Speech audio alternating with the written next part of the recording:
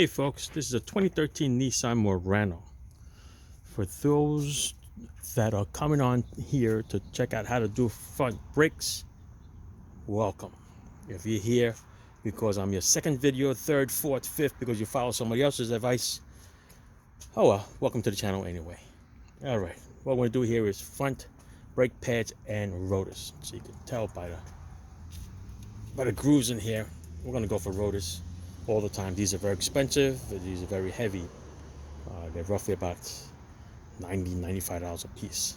But anyway, get good brake pads, people.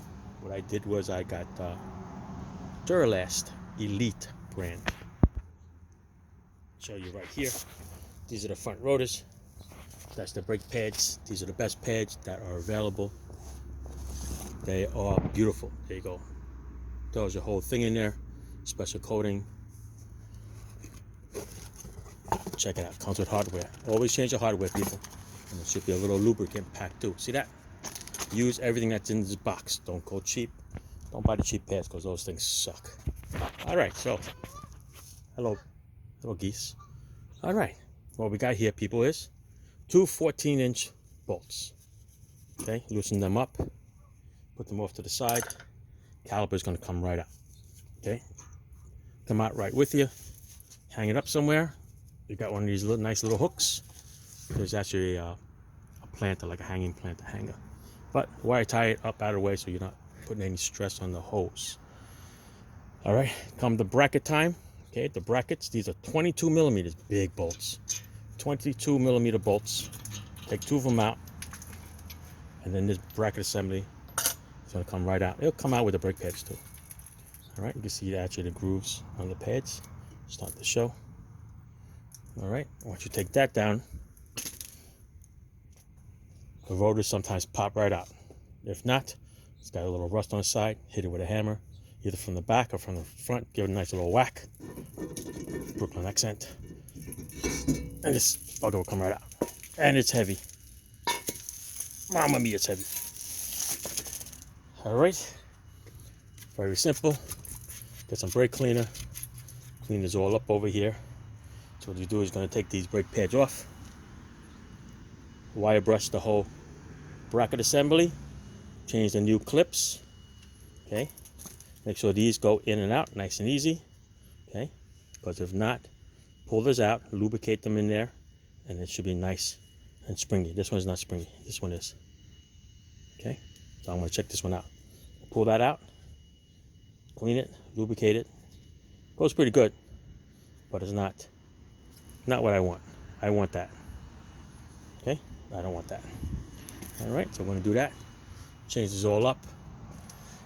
Take your little caliper piston tool right there. Push the pistons back in. Okay, clean that, wire brush it.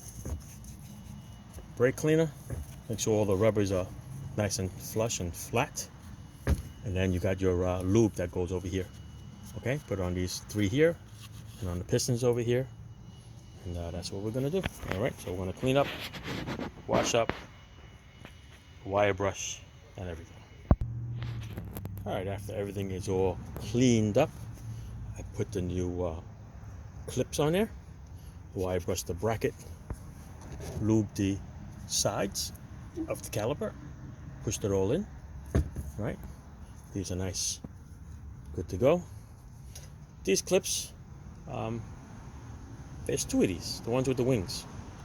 Don't understand what the purpose of the wings are. It's not like it flies or anything like that, but there is two of them. They don't really touch anything. But check it out. The brake pads actually have sensors on both sides, inside and outside. So no matter which way you flip it, it's going to have a sensor. So on this car, I put them on the bottom. So the wheel is rotating forward. That'll be the last contact. All right, you know what those sensors are for, right? They're like nails on a chalkboard. When it's starting to wear out, it gets a little thin, it starts to hit that, and you hear a little noise. Yeah, this is the brackets. See that?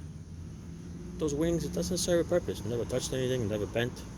But listen, always change the hardware, people. All right, you can see all the nice shiny parts. Okay, that's where the contact surface is.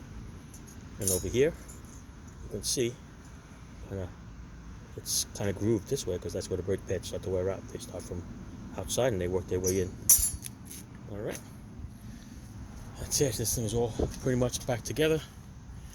We're going to take this caliper here off this hook. We're gonna mount it right back up here like this. All right, there you go. Perfect. Find your little bolts that you have. Of course, it'll be easier with two hands. All right, find the other bolt. Put it back on the bottom here. Don't forget, you gotta tighten those 22 millimeters back here. Get the torque specs on there. And then you put these on here. Tighten these. These are 14 millimeter. Okay.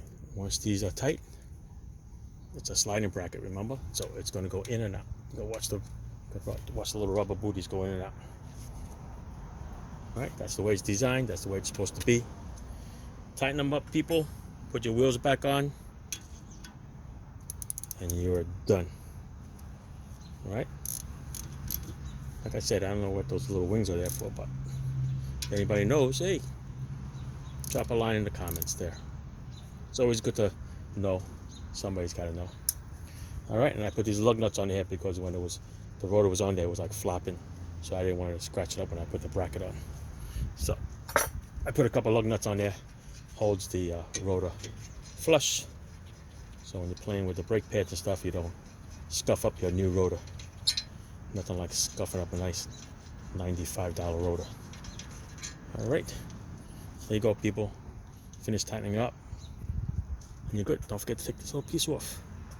I don't want to lose that. All right, thanks for watching, guys.